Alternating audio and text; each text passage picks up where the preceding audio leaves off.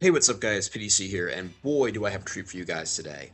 This is Void versus Excal, who is Fakes sucks at Muns because Excal and Fakes are in their little bromance beef era or whatever. Um, anyway, these are two of the best DPP players. I would argue, honestly, they're amongst the best ever at this point with how consistently and how much effect they've had on the metagame with their play and their building. So this is going to be a really exciting series, and I am glad to bring it to you. Anyway, so Void is a little of a bit of an older player.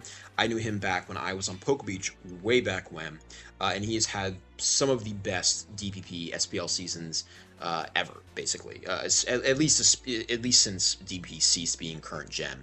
He had a 9-0 season in SPL a number of years ago, and nearly every year he plays DPP, except for I think one off season, he has put up extremely solid numbers. And then there is Excal, who is known for being one of the best builders in DPP, and even though he does not actually show up in tournaments all that often, he is behind the scenes in not only running them, but orchestrating and helping the players win them. I went to Excal for some help in SPL when I first started playing Muns again, so this is definitely a game that I would love to see live. I think I missed it the first time around, but I haven't watched these replays in a while, so I guess, I can treat it like that way for myself anyway. So, we're going to see Metagross versus Heatran, and Void's going to switch out the D-Knight.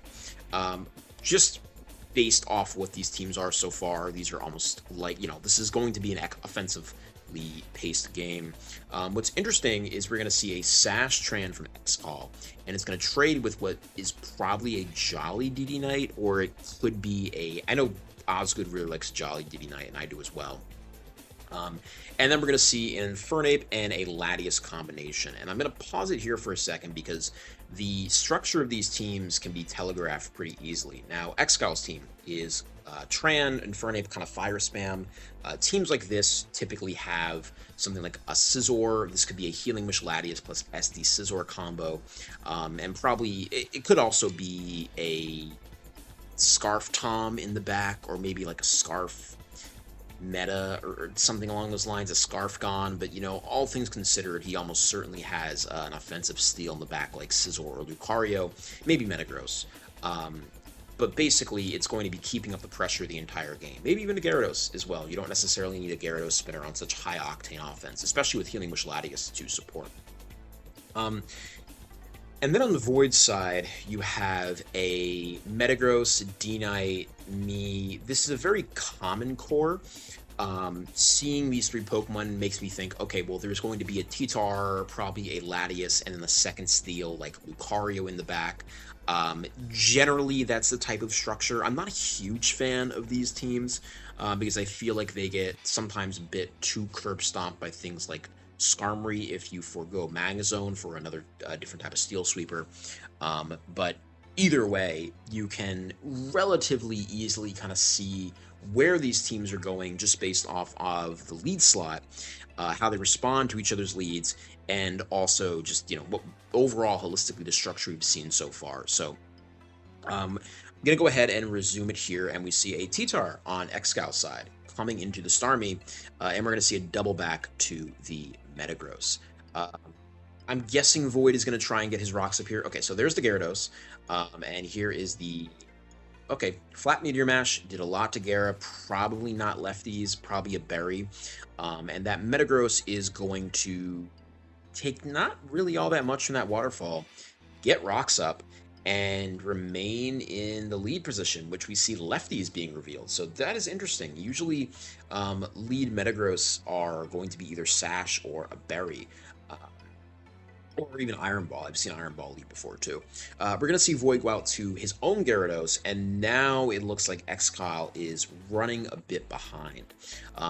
Gyarados is going to go ahead and Dragon Dance up here, and we're going to see that the Latias on Excal's side is Scarf because it gets buffeted by the Sandstorm first, and we're going to see Excal expecting the double out from Void, going out to Ape on the Metagross. Really smart plays from both players here because you have Void being like, okay, let me check the sand damage. Latias is faster. Excal, knowing that Void probably wants to either save the Gyarados and or has a safe pivot to something like Metagross or Titar, and then going back to Ape to try and catch that so Excal doesn't find himself too far on the back foot. So we're going to see an overheat here. Starmie's coming in. Really tough for Excal that Void has 3, maybe even 4 really solid switch-ins to something like Infernape, which otherwise, would really be threatening. And we're going to see Gyarados come in and just be sacrificed to the pump. So Gyarados is likely not doing much anyway here. It was getting blocked by nearly everything on Void's team. But now Excal has an opportunity to revenge kill or pursue the Starmie. But either way, he's still going to be a bit behind because Metagross is going to tank that Thunderbolt really, really easily, and likely is going to get a kill here with Explosion or even just hard mashing, because after Sand, Ape is going to likely die to Meteor Mash, which it does. And now, it comes down to, does Excal have a sweeper in the back, perhaps an SD Scizor, which could turn the tides, but in all likelihood, that is not going to be the case unless Void really doesn't have something in store that can revenge kill it. We see Metagross getting insane mileage out of this team. And Excal really does not have much of a recourse. Okay, so there is the Scizor, Scarflottie, SD Scizor, and we're going to see a Bug Bite finally coming out, killing that. But Void has no Stealth Rock up in his side. The Scizor does not have leftovers. He has a Gyarados, which can freely Waterfall or Taunt the Scizor, and Latias is only going to have one more swap in. We see Waterfall from the Gyarados, and here Void has basically carte blanche to switch into whatever. Starmie can block an SD Scizor relatively easily if that's not going to be a specially defensive Zor, so it's going to really struggle to take a stab Hydro Pump. And even if it misses, he would have to... Yeah, okay, so there's BP. He would still have to dodge the Gyarados Intimidate. He didn't go for the Swords Dance, so Gyarados is just going to be able to come in. I would guess maybe this is Swords Dance. We see a taunt here, and that's pretty much going to foreclose any chances Excal has of winning this game. So interesting team from from what we've seen from both these players, which really isn't all that much, but this is probably Okaberry Scizor with Healing Wish Latias, which is something that I know Excal really likes as a strategy. I'm not a huge fan of the red offenses, to be honest with you. The reason I say this, and I call them red offenses, is because they coincidentally or uncoincidentally have a lot of Pokemon of the same color, is that I feel like they are just way too vulnerable to hazards, both in the short and long term, and they lack the needed breaking power to really overcome anything except for really ultra-specific team styles, which they happen to perform really well against, which is basically teams that have gaping weaknesses to things like Infernape and Heatran fire types. Teams that maybe are exclusively relying on Latias to be their check to a single fire type, which would falter to something like Explosion from Heatran or U-Turn from a CB or Mixape. So yeah, I know that this is one of, I know Student of Sinnoh kind of really pioneered this type of style, but I just find it falls apart too easily. It lacks a backbone defensively that it really would appreciate, while also still not having the immediate power across its team members to really justify running a team that is so frail and vulnerable to hazard setup. And yeah, I mean, Void's team is kind of a classic. It looks like it's going to be a water spam based team with, physical attackers. And yeah, I mean, I can't say much more about it. I don't know the rest of the team, but my guess is it's probably Titar Latias. Probably either a Scarflottie or a Healing Wish Latias in the back. So we're going to go ahead and go on to game 2 now. And we are going to see, this time, a Smeargle from Excal. Okay, so we're keeping an offensive and a Breloom lead from Void. Void's going to go ahead and swap out and go to Titar as a Spore comes out from that Smeargle. Smeargle is a Pokemon which you see every once in a while, and it can either be really, really productive, or it can do absolutely nothing. We're going to see a Spore come out of Smeargle twice, and it's getting decent mileage by using up those 2 Lumberries, but this Jolly Dragonite is going to scare out that Smeargle immediately, and we're going to see an Outrage from the D-Knight come out, and his Scarf Tom, or what I presume to be Scarf Tom, is going to take a trade with the D-Knight. Now, of course, the first thing that comes to my mind is that's not good because Scarf Tom being dead means that if there is a Donphan for the spinner, it's going to be easy to get rid of hazards, and two, if there's a Gyarados, it's going to be really dangerous now. Likewise, things like Scizor are going to be really dangerous, but we do see a Mag, actually, so that is going to stop the fear of Scizor. Smeargle Mag is an interesting combination. What I do think is intriguing and that I've been wanting to experiment more with myself lately is using an offensive lead like Breloom or Aerodactyl or Azelf, and Smeargle too fits the bill, and then pairing it with a Magnezone because Steels are often used as the defensive fallback to more offensive leads like Azelf, Aerodactyl, and if you can trap them with Magnezone really early by forcing them to come in that perhaps, because it's an unexpected team structure, you can really open up your the playing field for Pokemon like DD-Tar or DD-Knight or Latias or Kingdra or Gyarados. So something to think about, and that's an interesting team structure that I like Excal, from Excal here, and I think that Smeargle plays off of that really well because it's likely Spore, Hazards, and then U-Turn, or maybe Taunt, but U-Turn with Mag would be quite interesting here, and I think that you could set up a trap quite easily with it. So we're going to see a Thunderbolt from Excal, and Superpower is going to knock that Mag out. In all likelihood, this was a Okazor, but it could also have been a Lumberry-Zor, but either way, Excal decided to go ahead and go for a T-Bolt. Smeargle's going to come in, and it's probably just going to set up Hazards here, or Spore. I almost completely forgot that it did not actually manage to sleep something, but we're going to see the Spore there, and now he gets the opportunity to set up Hazards, and Gyarados is going to come in.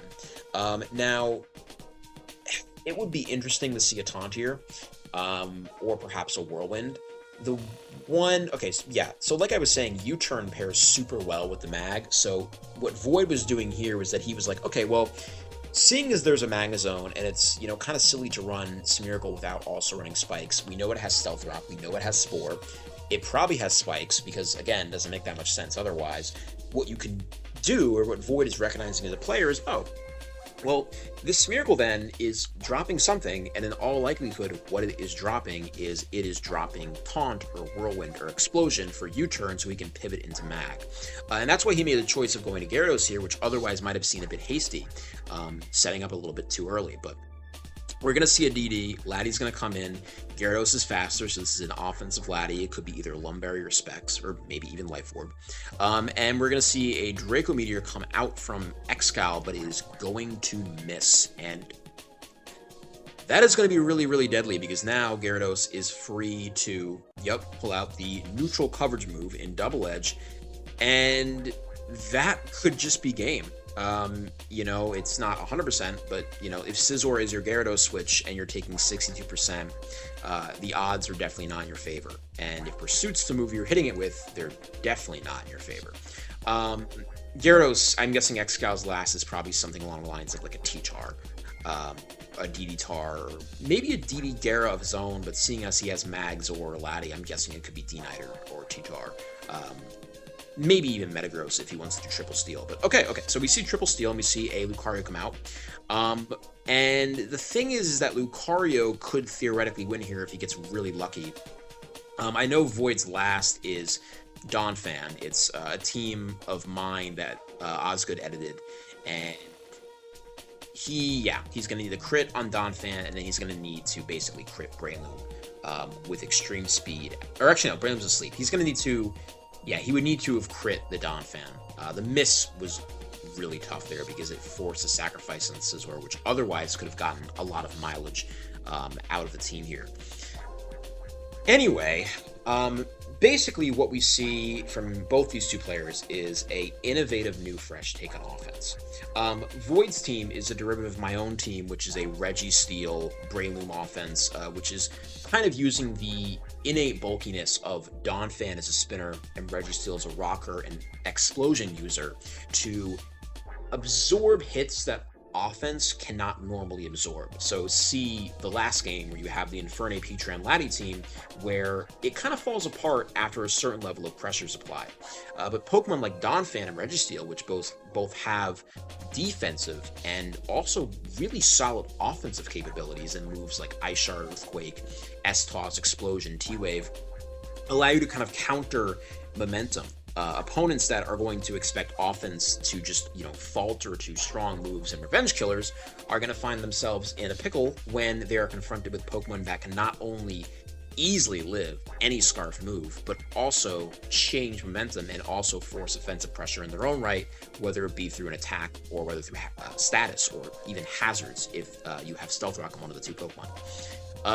Excal's team is also an innovative take on offense. It reminds me of the old Team Kevin Garrett, Please Come Home, where SD Zor, I think it was SD Zor, or it might have been CB Zor. I think it was CB Zor, SD Lucario were both utilized on the same team, with a Smeargle lead and the Laddie Rotom. The only difference here is that we see what looks to be a Scarf Mag, or maybe not a Scarf Mag, but a Magnezone, instead of a Mixments, because Magnezone is kind of filling a very similar role as Mixments once did on that team, because it can lure and damage steals, and that really helps out Pokemon like Latias, Scizor, and Lucario.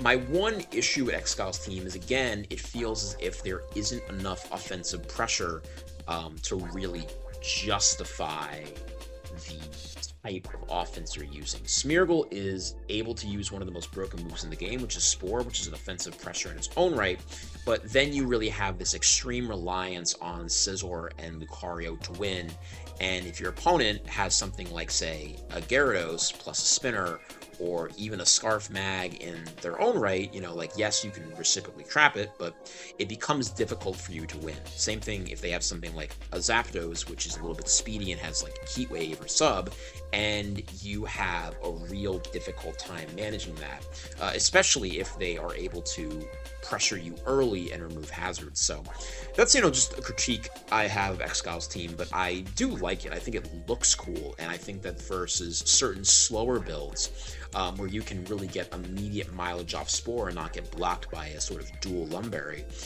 you can stack hazards, prevent the spin, and then overpower them really early with things like Latias and probably SD Scizor. So something to think about there, which I think is really interesting. But overall, I think the virtue of both these teams is that they kind of subvert your expectation about what you think offense should be. Offense has been kind of standardized for so long in DPP that you're seeing people start to innovate and turn it into something different. And in that case, what that means here is you have players going beyond the archetypes of things like Azelf setup spam, or Aerodactyl setup spam, or the Skarmory Infernape Heatran, in some cases, spam. And people are instead trying unorthodox structures where they're using Pokemon which you wouldn't typically expect to see on offense in order to get the jump on defensive teams or balanced teams, which normally now kind of have almost a sequential and figured out approach to dealing with these standard types of offense. So I applaud both these players, and of course myself a little bit, because this is a derivative again of my own team. But I applaud these players especially for kind of showing it off on a stage like this. So even though this was a 2-game series once more, I really enjoyed watching it, and even if the play, there was luck involved that maybe affected the series holistically, it's good to just see the teams that these players are bringing, and to show you guys what the metagame is right now, what it's developing into, what it's developed from, and maybe some future steps as DPP continues to go on. The tournament is now going to be in round 5. This was round 4. These rounds are getting shorter and shorter. So I will continue to narrate on this channel, and hopefully I will be able to commentate one of my good friend Void's games again. So thank you guys for watching. This has been PDC, and I will see you guys on the next one. Peace.